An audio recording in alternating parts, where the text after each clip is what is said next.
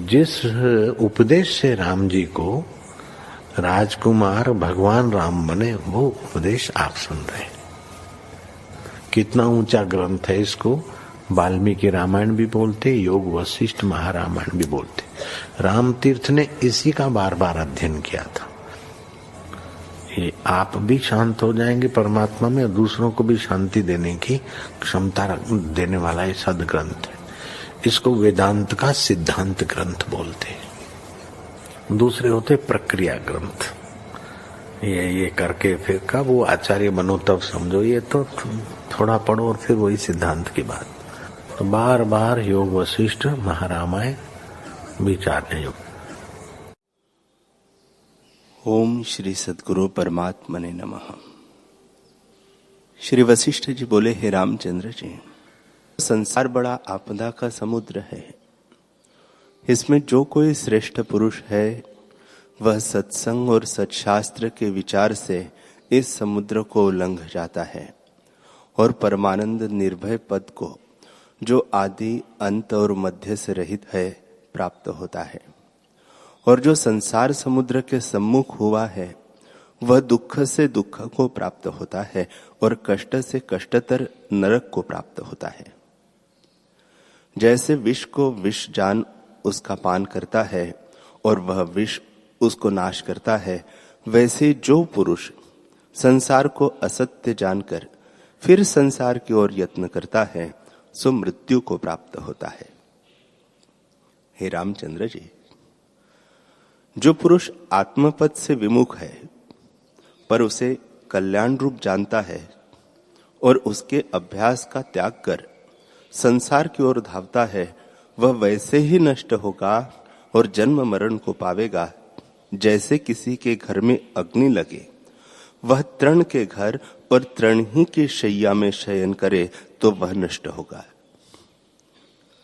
जो संसार के पदार्थों में सुख मानते हैं वे सुख बिजली की चमक से है, जो होके मिट जाते हैं, स्थिर नहीं रहते। संसार का दुख आगमपाई है। हे रामचंद्र जी, यह संसार अविचार से भासता है और विचार करने से लीन हो जाता है। यदि विचार करने से लीन न होता तो तुमको उपदेश करने का काम नहीं था। इसी कारण पुरुषार्थ चाहिए। जैसे हाथ में दीपक हो और अंधा होकर कूप में गिरे सो मूर्खता है, वैसे ही संसार भ्रम के निवारने वाले गुरु और शास्त्र विद्यमान है। जो उनकी शरण न आवे वह मूर्ख है। हे रामचंद्र जी, जिस पुरुष ने संत की संगति और सच्छास्त्र के विचार द्वारा आत्मपद को पाया है, सो पुरुष केवल कैवल्य भाव को प्राप्त हुआ है, अर्थात शुद्ध चैतन्य को प्राप्त हुआ है और संसार भ्रम उसका निवृत्त हो गया है।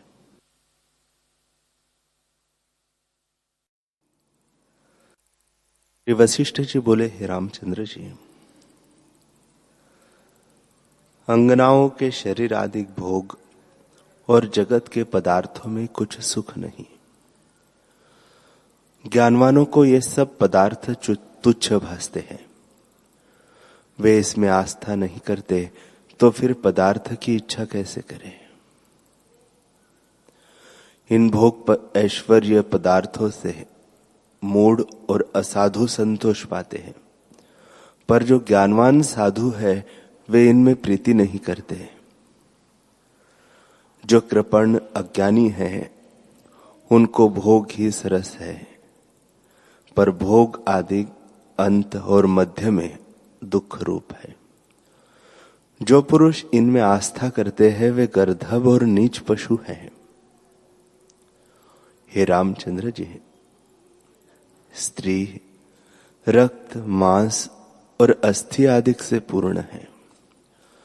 जो इसको पाकर संतुष्ट होते हैं वे सियार है, मनुष्य नहीं है। जो ज्ञानवान है वे जगत के पदार्थों में प्रीति नहीं करते। पृथ्वी सर्व मृत्तिका, वृक्ष काष्ठ, देह मांस और पर्वत पाषाण रूप है।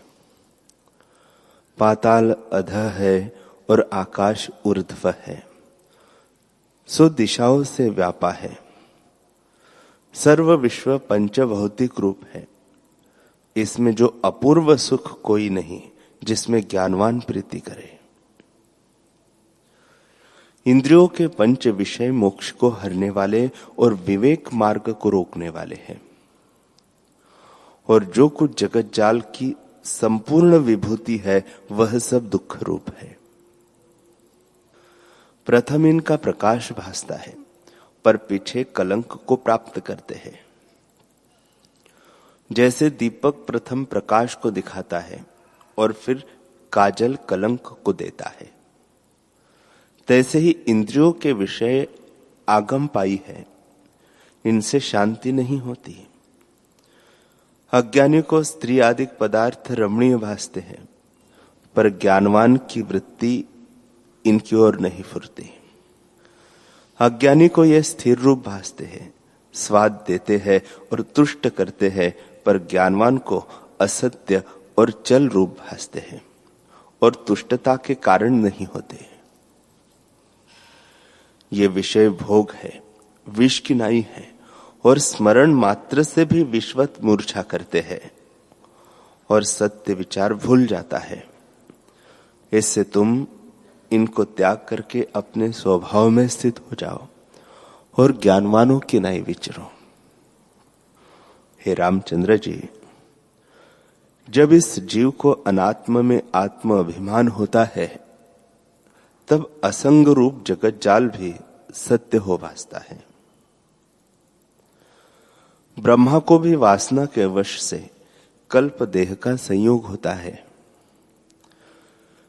जैसे स्वर्ण का प्रतिबिंब जल में पड़ता है और उसकी झलक कंधे पर पड़ती है, पर कंधे से स्वर्ण का कुछ संयोग नहीं होता, तैसे ही ब्रह्म का संयोग देह से वास्तव कुछ नहीं, कल्पना मात्र देह है।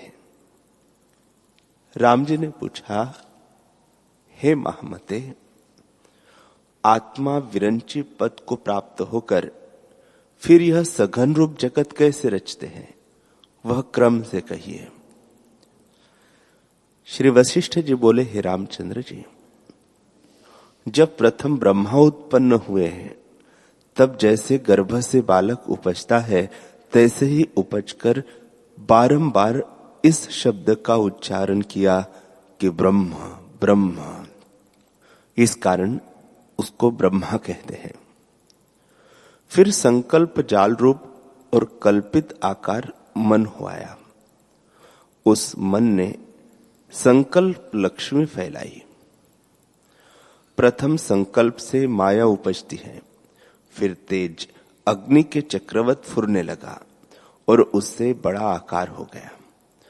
फिर वह ज्वाला की नाई सुवर्ण लता रूप बड़ी जटा संयुक्त आकाश को धारे और शरीर मन संयुक्त सूर्य रूप होकर स्थित हुआ और अपने समान आकार बड़े प्रकाश से युक्त कल्पा, और ज्वाला का मंडल आकाश के मध्य स्थित हुआ। अग्नि रूप और जिससे अग्नि ही अंग है। हे महाबुद्धिमान राम जी, इस प्रकार तो ब्रह्मा से सूर्य हुए हैं, और दूसरी जो तेज किरणें फुरती है वे आकाश में तारांगण बिंब पर आरूढ़ फिरते हैं। फिर जो जो वह संकल्प करता गया, त्यों त्यों तत्काल ही सिद्ध होकर भासने लगा। इसी प्रकार आगे जगत रचा। जिस प्रकार इस सृष्टि में ब्रह्मा रचता है, उसी प्रकार और सृष्टि में रचते हैं। प्रथम प्रजापति, फिर काल कलना, नक्षत्र और तारांगण, फिर देवता, दैत्य, मनुष्य, नाग, गंधर्व, यक्ष, नदियां, समुद्र, पर्वत, सब इसी प्रकार कल्पे। और जैसे समुद्र में तरंग कल्पित होते हैं, तैसे ही सिद्ध रच के उनके कर्म रचे। वे भी शुभ संकल्प रूप है। जैसा संकल्प करे वही सिद्ध होकर भासने लगे। इसी प्रकार फिर भूत और तारांगण उत्पन्न किए और उन्होंने और उत्पन्न किए। तब ब्रह्मा जी ने वेद उत्पन्न किया और जीवों के नाम, आचार, कर्म, वृत्ति बनाए और जगत मर्यादा के लिए नीति रूप स्त्री को रचा। इसी प्रकार ब्रह्म की माया ब्रह्मरूप से बड़े शरीर धर रही है। आगे सृष्टि का विस्तार है। लोक और लोकपालों के क्रम किए हैं और सुमेरु और पृथ्वी के मध्य दशों दिशा रचकर सुख, मृत्यु, राग, द्वेष प्रकट किए।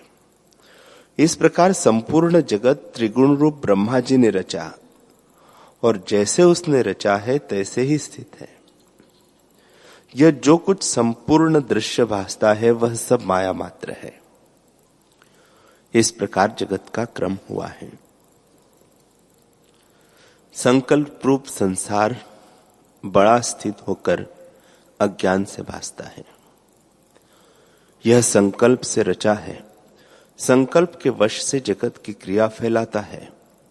संकल्प वश से दैव नीति होकर स्थित हुआ है और सब ब्रह्मा के संकल्प में स्थित है। जब उसका संकल्प निर्वाण होता है तब जगत भी लय हो जाता है। एक समय ब्रह्मा जी पद्मासन धर बैठे थे और विचारने लगे कि यह जगत जाल मन के संकल्प का फुरना मात्र है।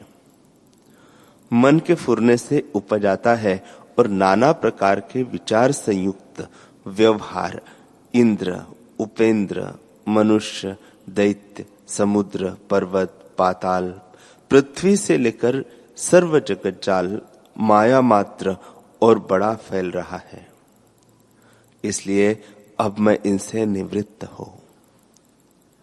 ऐसे विचार उन्होंने अनर्थ रूप संकल्प को दूर करके आदि अंत रहित अनादिमत परम ब्रह्माकार आत्मरूप आत्म तत्व में मन लगा लिया और आत्मरूप आत्मा होकर अपने आप में स्थित होकर निर्मल निरअहंकार परम तत्व को प्राप्त हुए हैं। जैसे कोई व्यवहार से थका हुआ विश्राम करता है तैसे ही वह अपने आप से आत्म तत्व में स्थित हुए। जैसे समुद्र अक्षोभ होता है तैसे ही वह अक्षोभ हुए और ध्यान में लगे और फिर जब ध्यान से जगे तो जैसे द्रवता से समुद्र से तरंग फुरावे तैसे ही चित्त के वश से ब्रह्मा जी फुरन रूप हो गए। तब जगत को देख के फिर चिंतन करने लगे कि संसार दुख सुख से संयुक्त अनंत फांसी से बंधायमान है और राग, द्वेष, भय, मोह से दूषित है। हे रामचंद्र जी, इस प्रकार जीवों को देख के ब्रह्मा जी को दया उपजी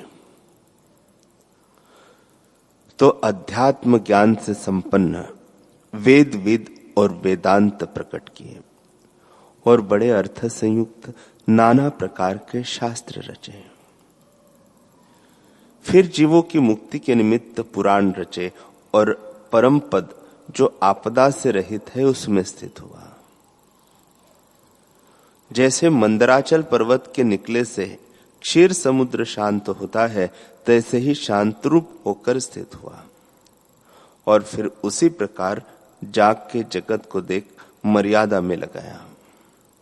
फिर कमल पीठ में स्थित होकर आत्म तत्व के ध्यान परायण हुआ।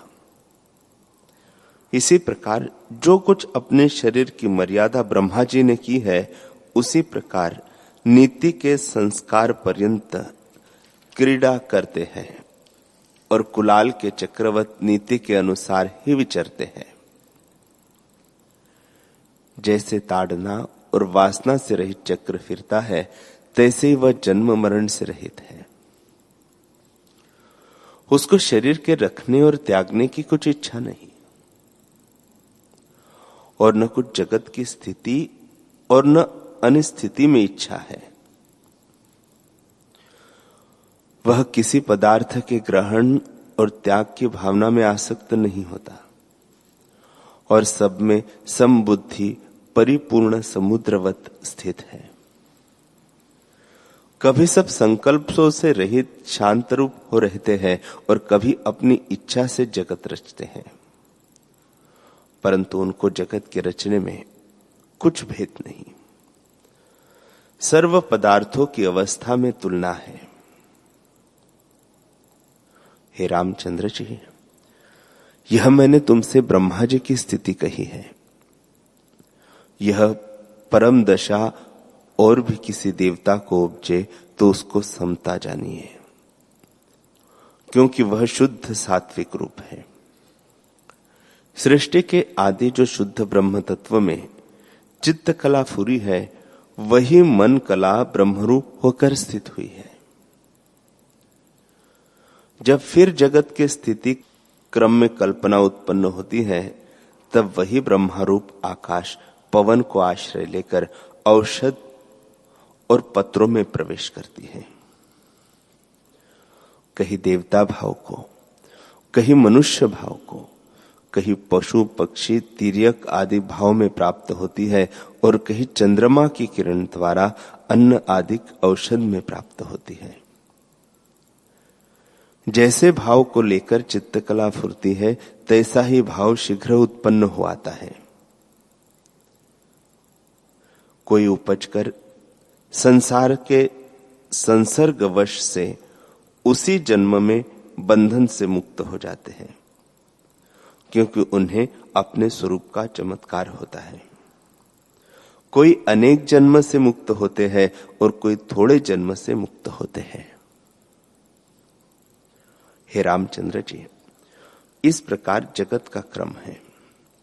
कोई प्रत्यक्ष संकट, कर्म, बंध, मोक्ष रूप उपजते हैं और कोई मिट जाते हैं। इस प्रकार संसार बंध मोक्ष से पूर्ण है।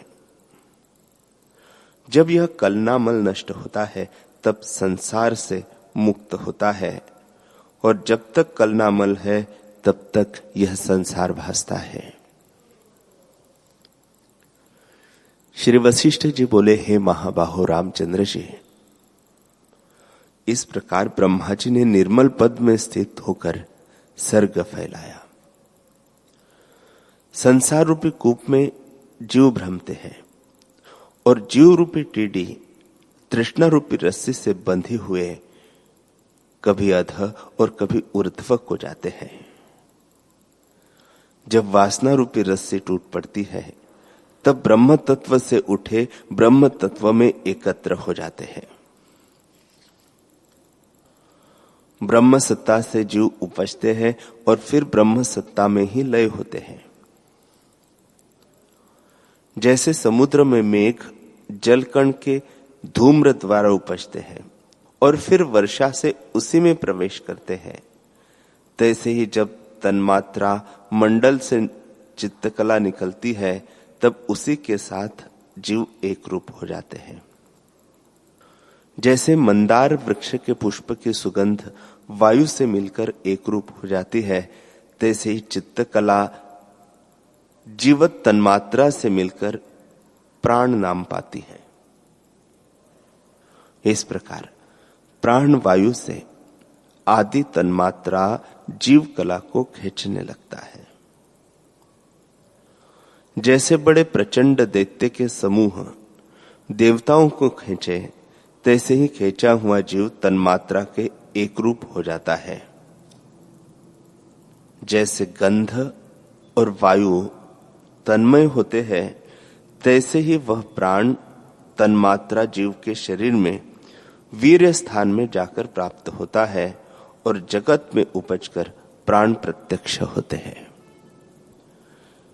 कई धूम्र मार्ग से देहवान के शरीर में प्रवेश करते हैं, कई मेघ में प्रवेश कर बूंद मार्ग से औषध में रस रूप होकर स्थित होते हैं और उसको भोजन करने वाले के भीतर वीर्य रूप होकर स्थित होते हैं।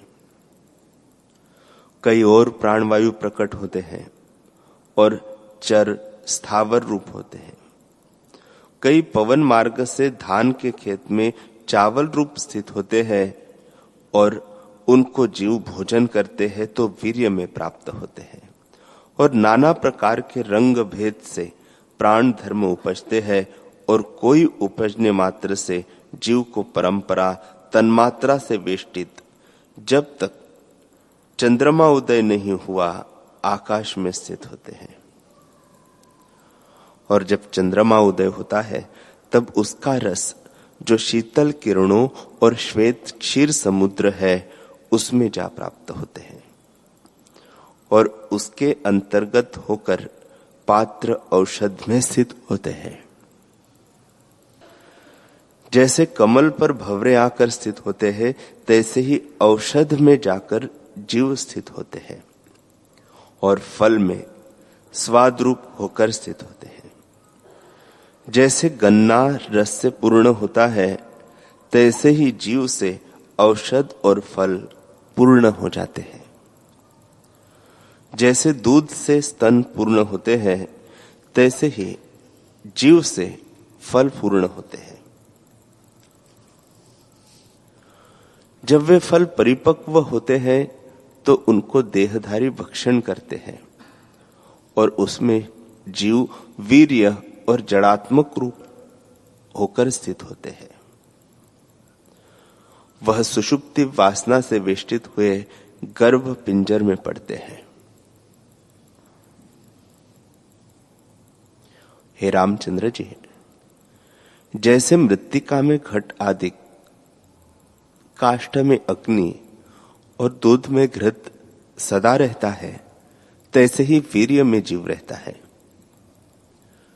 इस प्रकार परमात्मा महेश रूप से जीव की परंपरा उपजती है। वायु, धूम्र, औषध, प्राण, चंद्रमा की किरणें इत्यादि अनेक मार्ग से जीव उपजते हैं जो उपजने से आत्मसत्ता से अप्रमादी रहते हैं और जिनको अपना स्वरूप विस्मरण नहीं होता वे शुद्ध सात्विकी है और महा उदार व्यवहारवान होते हैं। और जिनको उपजना विस्मरण हो जाता है और फिर उसी शरीर में आत्मा का साक्षात्कार होता है वह सात्विक रूप है। और जो उपजकर नाना प्रकार के व्यवहार करते हैं और जिनको स्वरूप विस्मरण हो जाता है, जन्म की परंपरा पाकर स्वरूप का साक्षात्कार होता है, वे राजस सात्विकी कहते हैं। जिनको अंत का जन्म आ रहा है उनको जिस प्रकार मोक्ष होता है वह क्रम अब तुमसे कहता हूं। हे रामचंद्र जी, उपजने मात्र से जो अप्रमादी हुए हैं वे शुद्ध सात्विकी है और वे ही ब्रह्मा आदिक है। और जो प्रथम जन्म से बोधवान हुए हैं वे सात्विकी है और जो कभी किसी जन्म में मोक्ष हुए हैं वे राजसी सात्विकी है। इससे भिन्न नाना प्रकार के मूढ़, जड़ और तम संयुक्त स्थावर आदि अनेक हैं। जिनको आत्मपद प्राप्त हुआ है उनको जो मिलते हैं उनका अंत जन्म है। ऐसे पुरुष विचारते हैं कि मैं कौन हूं और यह जगत क्या है, और फिर इस विचार के क्रम से मोक्ष भागी होते हैं। वे राजस से सात्विकी होते हैं। श्री वशिष्ठ जी बोले, हे रामचंद्र जी, जो राजस से सात्विकी होते हैं वे पृथ्वी पर महागुणों से शोभायमान होते हैं और सदा उचित रूप रहते हैं। जैसे आकाश में चंद्रमा रहता है, वे पुरुष खेद नहीं पाते। जैसे आकाश को मलिनता नहीं स्पर्श करती, तैसे ही उनको आपदा स्पर्श नहीं करती। जैसे रात्रि के आए से सुवर्ण के कमल नहीं मुंदते, जो कुछ प्रकृति आचार है उसके अनुसार चेष्टा करते हैं। और जैसे सूर्य अपने आचार में विचरता है और आचार नहीं करता, तैसे ही वे सत्य मार्ग में विचरते हैं और हृदय से पूर्ण शांत रूप है। जैसे चंद्रमा की कला क्षीण होती है तो भी वह अपनी शीतलता नहीं त्यागता, तैसे ज्ञानवान आपदा के प्राप्त हुए भी मलिनता को नहीं प्राप्त होते। वे सर्वदा काल मैत्री आदि गुणों से संपन्न रहते हैं और सदा उनसे शोभते हैं। समता रूप जो समरस है उससे वे पूर्ण और शांत रूप है और निरंतर शुद्ध समुद्रवत अपनी मर्यादा में स्थित रहते हैं।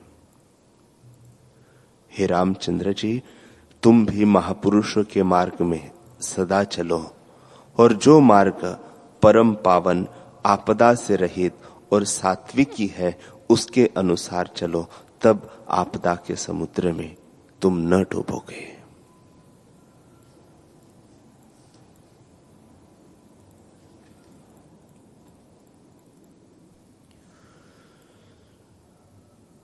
हरि ओम।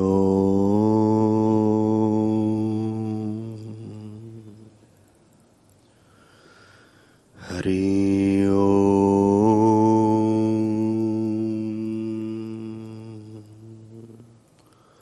ओम सहनाववतु सहनौ भुनक्तु सह वीर्यं करवावहै तेजस्विनावधीतमस्तु मा विद्विषावहै। ओम शांति शांति शांति। श्री सद्गुरुदेव भगवान की जय।